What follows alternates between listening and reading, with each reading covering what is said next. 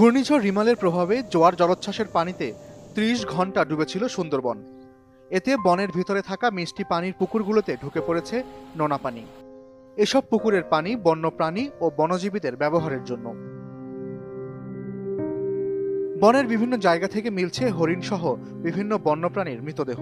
এরই মধ্যে ২টি মৃত ও ৯টি আহত হরিণকে উদ্ধার করে চিকিৎসা দেওয়ার কথা জানিয়েছে বন বিভাগ। এখনও উত্তাল রয়েছে বঙ্গোপসাগর ও উপকূলীয় বনের নদীগুলো, ফলে বনের সব এলাকায় যেতে পারছেন না বনকর্মীরা। তাই কি পরিমাণ বন্যপ্রাণীর ক্ষতি হয়েছে সেই বিষয়ে এখনো কোনো ধারণা দিতে পারেনি বন বিভাগ। সুন্দরবন পূর্ব বন বিভাগের বিভাগীয় বন কর্মকর্তা কাজী মোহাম্মদ নুরুল করিম প্রথম আলোকে বলেন, এখনো আমরা সব জায়গায় যেতে পারছি না। সাগর ও নদী উত্তাল, প্রায় ২৫ থেকে ৩০ ঘন্টার জলোচ্ছ্বাস ছিল